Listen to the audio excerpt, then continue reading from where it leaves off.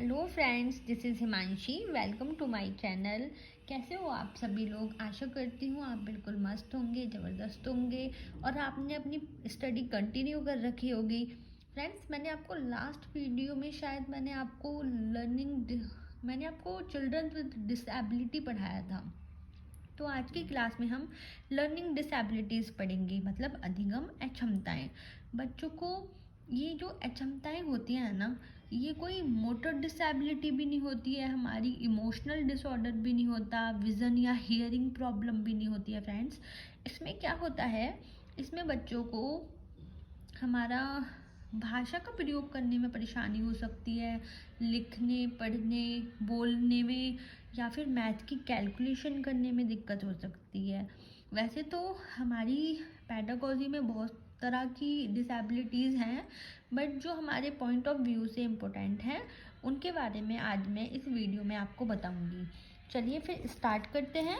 तो हमारी जो पहली देखिए, यहाँ पर common types of specific learning disabilities दी गई हैं फ्रेंड्स, जिसमें क्या है, सिग्निफिकेंट प्रॉब्लम्स इन रीडिंग। इसमें क्या होता है, बच्चों को पढ़ने में समस्या होती है तो उसको क्या बोलते हैं हम, डिसलैक्सिया।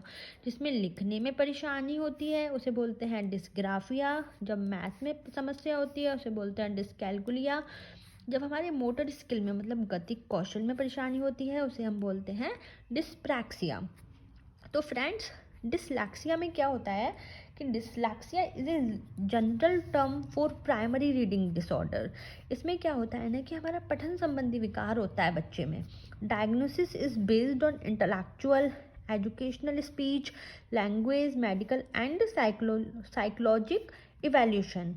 डिसलैक्सिया इज न्यूरोबायोलॉजिकल। ये क्या होता है, हमारा तंत्रिका तंत्र संबंधी ही ये बीमारी होती है। The brain processes written and spoken informations differently.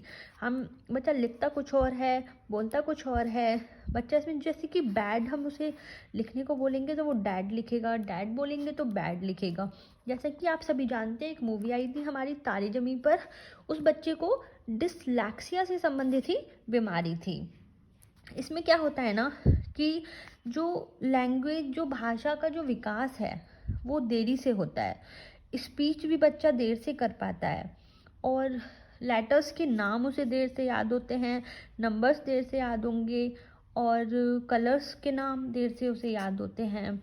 ठीक है फ्रेंड्स, और वर्ड प्रॉब्लम होती है जैसे कि एक नॉर्मल बच्चे को होती है, उससे ये लेट सीखता है। जो भी भाषा होती है वो सभी कन्फ्यूज़न होता है उसे सिमिलर वर्ड्स में, जैसे डी में, बी में, एम में, डब्लू, एम और डब्लू में उसे कन्फ्यूज़न होगा, डी और बी में उसे कन्फ्यूज़न होगा। Such problems are normal in children with age less than 8 years. जो 8 साल से छोटे बच्चे हैं उनमें तो ये प्रॉब्लम नॉर्मल है।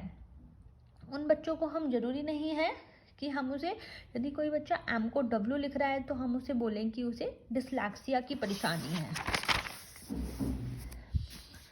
Children with phonologic processing problem often have difficulties blending sounds में, रीमिंग words में, identifying the position of sound in words, pronouncing words. They may reserve the order of sound in words, delay or hesitation in choosing words, substituting words, naming letters and pictures.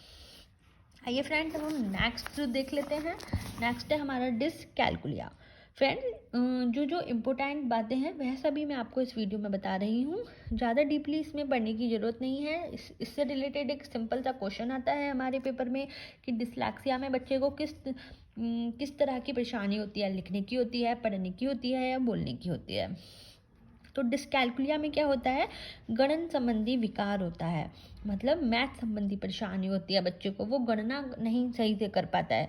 Dyscalculia is a math learning disability that impairs an individual ability to represent and process numerical magnitude in a typical way। वह गणितीय जो question होते हैं उनको solve करने में उसे परेशानी होती है। Dyscalculia sometimes is called number dyslexia. हम डिसलैक्सिया को कभी कभी डिसकैलकुलिया को क्या क्या बोल देते हैं, कभी कभी हम बोल देते हैं नंबर डिसलैक्सिया और math डिसलैक्सिया। It is the ability to see a small amount of object and know how many there are without counting. जैसे बट एक चाइल्ड जो डिसलेक्सिया से ग्रसित है have to count the object here the clothes of dots, जैसे कि वो यहाँ पर इनको काउंट सही से नहीं कर पाएगा। Kids with dyscalculia may lose track when counting, जैसे कि बच्चे जब काउंट करते हैं ऐसे हम ऐसे डंडे खींचकर बच्चों को सिखाते हैं तो हम बोलते हैं 1 2 3, तो वो यहाँ 3 पर जाकर भूल जाएगा कि मैं यहाँ 3 पर आ गया हूँ, वो वापस से काउंट करेगा, तो ये परेशानी उस बच्चे में होती है। They may count on their fingers long after kids of the same age have stop doing it. जो डिस कैलकुलिया से मतलब जो गणित संबंधी विकार से जो बच्चा होता है वो क्या करता है, वो एक बहुत टाइम तक अपनी उंगलियों पर काउंट करता है, जबकि उसकी ही एज के जो बच्चे होते हैं वो तब तक ऐसा करना बंद कर चुके होते हैं। दे में face problems in identifying number, वह जो नंबर होते हैं शब्दों को पहचानने में, अंकों को पहचानने में उसे परेशानी होती है। Their basic understanding of numbers may not work well, जो एक बेसिक होता है ना नंबरों की पहचान के बारे में, वे भी उसका क्लियर नहीं होता है। This can make it hard to quickly tell, वो सही से नहीं बता पाता है कि यहाँ पर क्या लिखा है। For example if the number 8 is bigger number than the 6, वह मतलब ये बात सोचने में वक्त लेगा कि 6 जो है वो 8 से छोटा है। A child with dyscalculia also may have lot of anxiety about number, वो बहुत चिंतित हो जाता है नंबरों को लेकर, काफ़ी सोच विचार करने लगता है। Problems learning basic math like addition, subtraction, multiplication और डिवीज़न, वह सही से जोड़ घटा गुणा भाग भी करने में उसे परेशानी का सामना करना पड़ता है। प्रॉब्लम्स अंडरस्टैंडिंग फ्रैक्शन, भिन्नों की समस्या होती हैं उसे, वह नहीं समझ पाता है कि कौन सी भिन्न छोटी है कौन सी भिन्न बड़ी है। Problems understanding graph and charts, graph और चार्ट्स को समझने में भी उसे परेशानी होती है। टाइम बताने में, क्लॉक देखने में भी उसे परेशानी होती है। जैसे कि 1 को वो 1 से ऐसे नहीं जोड़ पाता है, वो लिंक नहीं कर पाता है, 1 को वो 4 से लिंक कर देता है। काउंटिंग बैकवर्ड्स, उल्टी गिनती करने में उसे सब परेशानी होती है। रीडिंग एनालॉग क्लॉक को उसे बताने में दिक्कत होती है। कैरिंग और बोरिंग इन कैलकुलेशन, जो हासिल वाले जो हासिल वाले एडिशन और सब्सट्रैक्शन होते हैं उन्हें बताने में उसे परेशानी का सामना करना पड़ता है। तो फ्रेंड्स आज की वीडियो में केवल इतना ही। मैं आपको अब नेक्स्ट डिसग्राफिया के बारे में बताऊंगी कि डिसग्राफिया में किस तरह की परेशानी होती है, बच्चा इसमें क्या क्या अपने लक्षण प्रस्तुत करता है। तो फ्रेंड्स आज की वीडियो में केवल इतना ही। आशा करती हूँ आपको मेरी वीडियो अच्छी लगी होगी। प्लीज़ मेरे चैनल को लाइक शेयर एंड सब्सक्राइब करना ना भूलें। Thank you.